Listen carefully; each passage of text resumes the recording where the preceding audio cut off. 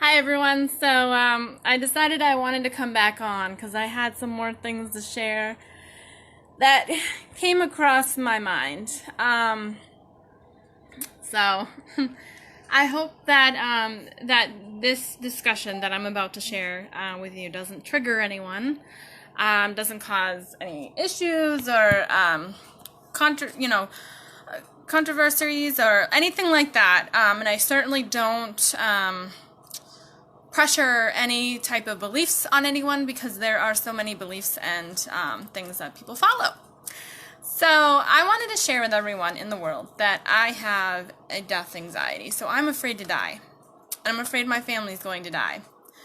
And my anxiety became so intense that I actually stayed with my grandmother for part of last year and this year because I was afraid to be alone and I was afraid to die. Not knowing what the heck, if there's an afterlife or, what the heck is it when you die? Like, I don't understand. I just know that you die and everybody cries, and you're missed. So, I came on here this morning, to get really real with you guys. I'm not sure if this is a discussion that a lot of people share, especially with the world, but I'll be the first. So, with my death anxiety, I started really panicking and thinking there was no way out. But today I'm sitting alone in my house, and maybe I shouldn't share that, but I'm sitting alone in my house when I used to be so afraid to be alone because I thought I was going to die. But today I'm sitting in my house alone, like I said, and I've powered through it. So today, if I die, I can say that there's been a lot of regrets and mistakes in my life, but I can say today that I am grateful that I've been able to turn that around and try and make a difference in this world. So, upon my death anxiety that has literally left me crippled and paralyzed, I came across this book, and this book has all walks of opinions, religions, beliefs in it, so it's not just a Christian book. But it has helped me with my death anxiety, so to say. So it is Imagine Heaven. It's by John Burke. I picked this up at Hobby Lobby, one of my favorite stores where I get my candle making stuff. So this book, I actually was sitting in the house alone reading it last week, and the power went out. And I was like, oh my goodness, like, save me, God. But yeah, it was really kind of creepy because it was talking about a person's near-death experience and what they experienced, and the power just went out. And I tell you, you that happened to me like 3 months ago. I would have been like crying, pounding on the floor, calling my grandmother, freaking out, like, help me, get me out of here. But I sat there with the anxiety. And I said, Brittany, you're okay. You're going to be okay. Again, this is about becoming your own best friend, right? So I just wanted to share like a little snippet of this book with you guys because I just was doing some business and some accounting stuff of my own personal little side hobby here. And this little snippet of the book, I just kind of like looked down, and I just want to read it to you guys. So it says, imagine if Earth is a two-dimensional black and white painting and God's three-dimensional house, okay? When you die, you're separated. Death means separation from the flat canvas of life and liberated into the new dimensions and colors of God's house all around you. Now you can see the flat black and white world on the walls of this new place for what it is. Imagine returning to the painting to try to describe a three-dimensional world of color to a flat black and white world. By analogy, that's why near-death experiencers struggle for words. Maybe that's what the prophet Elijah showed his servant who was afraid of the army surrounding them. Elijah prayed the veil might be lifted, and suddenly his servant saw that heaven's angels were all around to protect them. Revelation 21 foretells a day when heaven and earth unite, seeming to imply that our space-time fabric is simply contained within a more expanded space and time that will one day reunite. What might the higher dimensional reality of heaven afford? Let's stretch our imaginations. Imagine a world where time is no longer an enemy, where travel no longer feels bothersome, where sights and sounds, light and color, music and singing all come alive in a way that brings euphoric ecstasy to the residents of heaven. Let's imagine the possibilities that new dimensions of time and space might bring on the other side. The eyes of the Lord search the whole earth in order to strengthen those whose hearts are fully committed to him. Obviously, God's sight is not limited like ours. Not that we will have God's omniscient ability to see all and be ever present, but the Apostle John, in seeing heaven's visions, describes a lot of fine detail he couldn't possibly have seen clearly from up on a high mountain without a enhanced vision. Dr. Long notes that 66% of near-death experience he surveyed described vision as a heightened, unworldly brightness, clarity, and vividness. Some described a 360-degree vision, others the ability to telescope to long distances and see things far away up close. Moody interviewed a woman who had observed her car accident from above her body. She described taking notice of the people scurrying about the scene of the accident, including the ambulance that had arrived. Each time she looked at a person and wondered what the person was thinking, it was like a zoom up exactly like through a zoom lens, and I was there, she explained. From this vantage point, she recalled feeling able to witness anything happening in any part of the world if she had desired to do so. Others speak of a 360-degree vision, like Dale Black mentions in the last chapter, but not just 360 degrees in a circle, a spherical vision up, down, and all around simultaneously. Ray, a kid doing judo moves with a friend on the playground, got thrown down, hit his head hard against the ground, and left his body. I still had a body, but it was entirely different. I could see in 3 dimensions, as if I had no body at all. I could see all directions at once, yet there were no directions or dimensions as we think of them. Imagine both the ability to see all around us or to focus in on any one thing like we experience now. Leonard had a heart attack. He described his vision as he watched the frantic efforts to resuscitate him. First, I had 360-degree vision. I could see above, below, on my right, on my left, behind. I could see everywhere at the same time. Secondly, I could zoom on a particular point. Also, I traveled at the speed of thought. I just needed to think about a place or somebody, and I was instantly there. I could go through walls, I went through matter, and it was very exciting. Leonard also got a special color commentary on his surgery by God himself. On the other side, communication is done via telepathy, thought transfer. I must tell you that God has a fantastic sense of humor. I never laughed so much in all of my life. Most near-death experience talk of clarity and visual acuity, a light and brightness that they somehow knew would not be possible on Earth. Dr. Rich Eby noticed the light in heaven would blind our natural eyes immediately. He is the Son of Heaven. With spiritual eyes, I could see anywhere and through anything. It seemed that my vision had been extremely enhanced, Dale Black recalls. How otherwise could I see the colors I was seeing or the light that was in everything? It was something like being in 3D movie and then putting on 3D glasses. Suddenly, everything has more dimensions, more richness, but that is an understatement. Multiply that by 10,000 and it would be like what I was experiencing. With this new expanded vision, some near-death experiences say God has a treat for the eyes in store for us. Things which eye has not seen and ear has not heard, all that God has prepared for those who love him. So that's the book I'm reading, as of lately, upon making candles, radio station, writing books, renovating my house. So it's a lot, but I really like this book because it has provided me comfort and peace in my anxiety with death. So yes, I'm afraid to die. Still to this day, I'm afraid to leave my family. I'm afraid to leave my creations. But I can tell you, I'm excited what God has in plan for me. And I'm excited because for a while, I was following the devil. And I can tell you spiritually that the devil exists.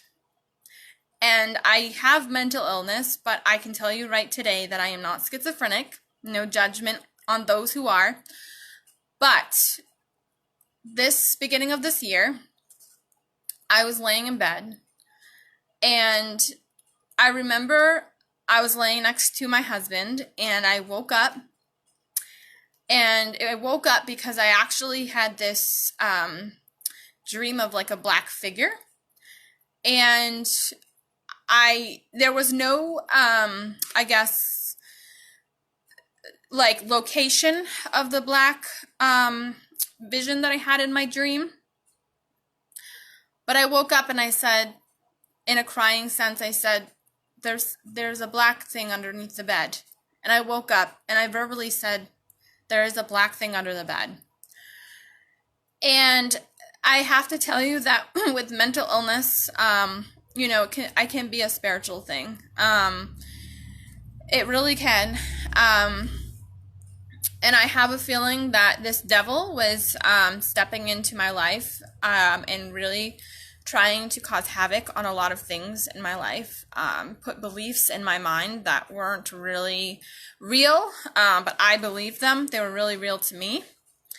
And I actually went and saw an energy healer, Travis Preston, and there were 3 spirits attached to my body, and I could feel them releasing from my body as he did his energy work. And it was amazing to get an insight on what was attached to me, right? Because in life, and it's a really sensitive, or I should say very risky thing to deal with. So I strongly don't urge you to try messing with spirits on your own, because it can really, you don't know what you're attracting.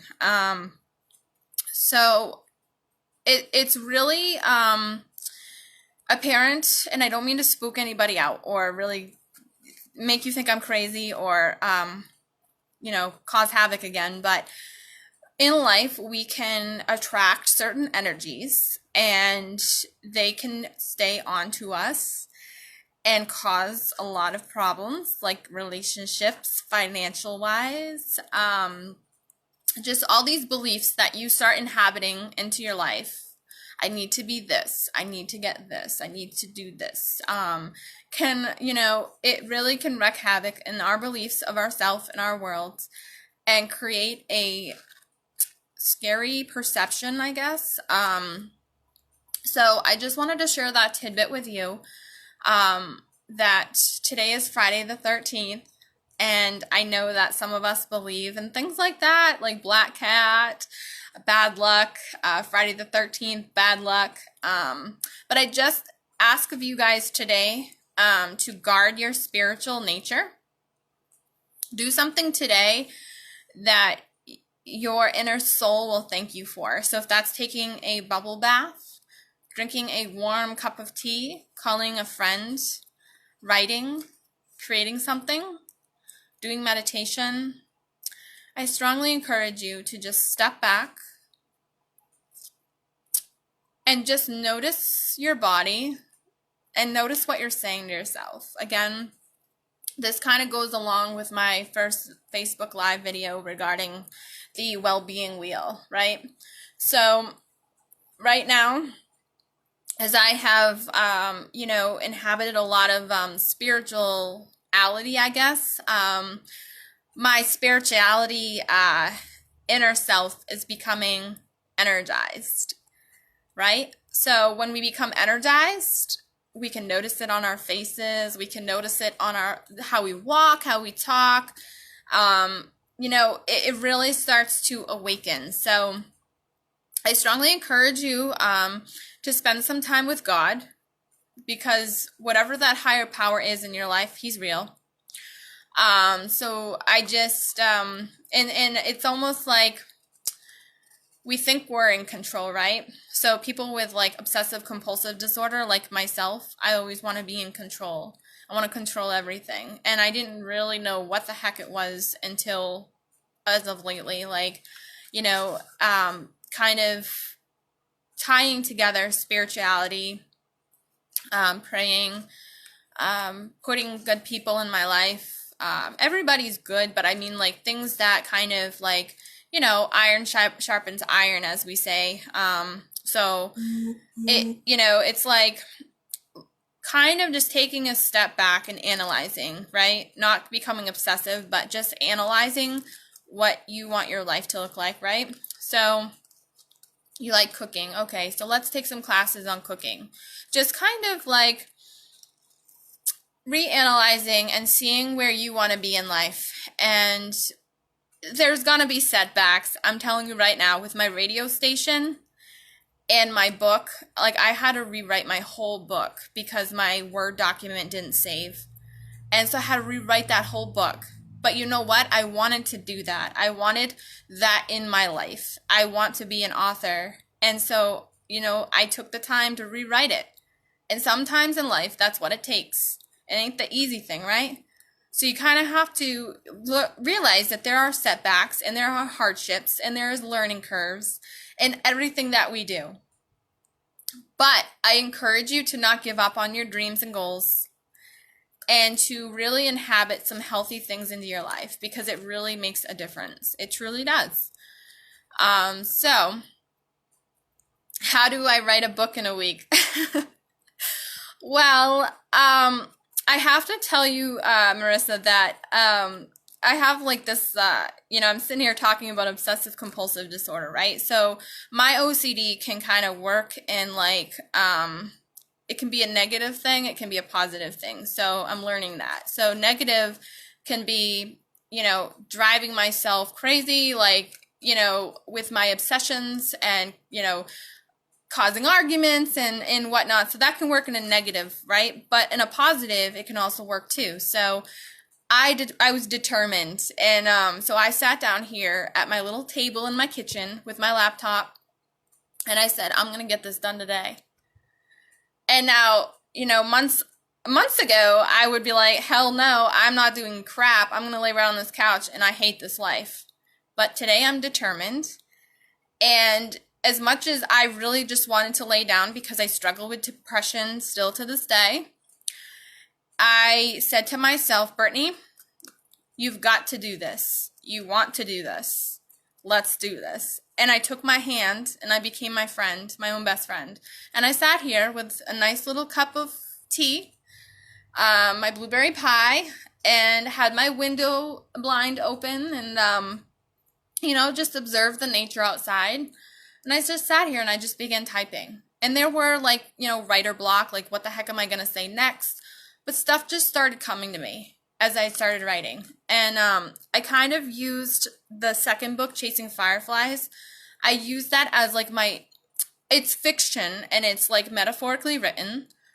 But I kind of used my own experiences spiritually and with my mental illness. I've used it in that book, as well as like some positivity and inspiration, empowerment and hope, all inhabited in that book. So I just was really inspired by myself, that I just kind of, just kept writing. So it's just a wonderful thing, especially when my mind is going like at a speed of 124/7, can become exhausted. So, right. So I just started writing and I inhabited like my thoughts into my book. Instead of letting it just stew up in my mind, I just kind of put it on like a document. Okay, so this is what your mind's going through. So I'm going to put it in a document instead. I'm not just going to sit here and just let my mind go to town with my anxiety. So that's just a real inspiration of mine. Oh, goodness. But yeah, so if anyone out there is like struggling with death anxiety like I have, again, this is all about trying to put tools in your toolbox to cope, to learn to cope with what's going on internally, right? So if you like books, you like to read, this book, again, is Imagine Heaven. It is by John Burke. It has real near-death experiences in it, God's promises, and the exhilarating future that awaits you, right? So we all have a place in the afterlife. I know that some people believe in like evolution and all that stuff. Again, I'm not pressuring my beliefs on anyone that's watching this. So please, I want to let you know that it is a safe, sacred space and energy that is coming from me, that it is not pressured beliefs, but only safe energy coming from me, right? So I just, before my time before my time ends on this earth, my only thing, right, is to share what has helped me in the journey of my mental illness, my anxieties, my depression, my fears, and my struggles in life, right? So if I can share something with any one of you today that's watching, any tools that have helped me in my journey that may relate to my story, you've given me already the lottery. So again, this is Imagine Heaven by John Burke. Wonderful book. So again, you can find this at Hobby Lobby. Probably you can find this on Amazon or anywhere online as well. But I just, really want to pass this book on to any of those that, again, struggle with death anxiety. Because from reading this book, heaven sounds like a really beautiful place, and not anything that we need to rush to get to, right? We don't need to rush to get there. In time, when it is our time, we'll get to that beautiful place where everything is magnified.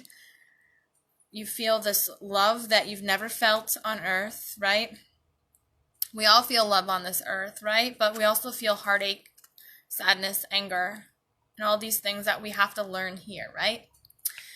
But when we get to heaven, there's a whole other dimension that we have been unaware of. And if you haven't had any spiritual awakenings like I have this past year, my depression brought me to that point where I started becoming light, right? We can all become light. So I share that message with you. Feathers, if anyone hasn't already known, that feathers are like a spiritual totem to me. Everyone says, well, yeah, a bird just dropped that from their wing, right? Well, I can tell you that I have been out in my garden. I've taken walks. I've even taken walks at my grandmother's house, separated from my own house, right? And these feathers started showing up in my pathway. Literally were bam, right there, right? I've had them show up in the weirdest spots on my car. I've come out to my car in the parking lot. And there was a feather that I don't even know how it got there. I don't know how it stuck there. It was just crazy, right? And when I noticed that feather, I noticed this warm feeling in my heart. Someone was out guiding me. Someone was out looking out for me from above, right? And I became so spiritually attached to feathers that I actually, not giving you the middle finger, this is my ring finger, but it actually has a feather on my finger, right? Because I've become so in tune with feathers. Some people are in tune with owls, but I think we can all connect spiritually and just come to an understanding that we are not in control, right? I'm not saying that we can't be in control, we can't control others, right? But we're also not in control as far as this universe, okay? And I don't mean to scare people with that message, but there is something higher than ourselves, right? That is looking out for us, right? There's also another book that if anybody is interested, it's called The Ripple Effect, right? When I was going through strong emotions a few years ago, I didn't really actually understand spirituality, okay? But today, I can tell you that some snippets that I actually read out of that book, like Archangel Michael, Archangel Raphael, there are archangels out there that we can connect to spiritually, and they're real, okay?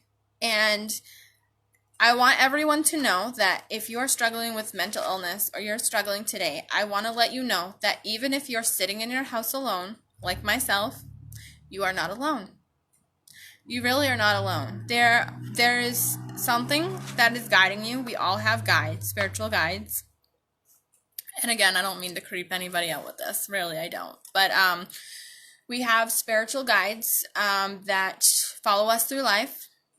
And protect us and sometimes shake their heads when we're messing up, right?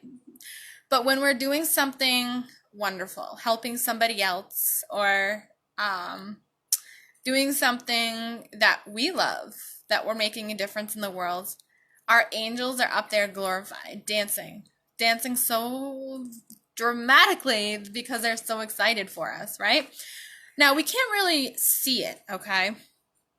But if you think of it as this, as it was brought to my attention from my boyfriend who passed away in high school, his uncle, one time we were in a car and he's like, you don't believe? And I was like, what the hell are you talking about? Like, I can't see nothing. And he said, well, can you see the wind? And I said, well, I can see it swaying the leaves, but I can't physically see the wind.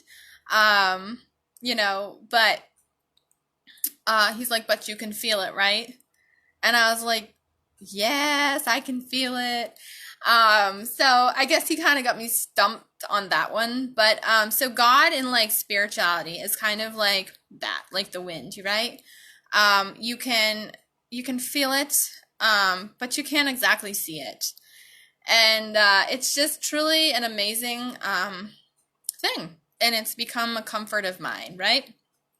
So if anything you've taken away from this message is not to be creeped out or think I'm crazy or what the hell is she talking about, if you need any more clarification or you need me to pray for you, please reach out to me. I'd be happy to do that.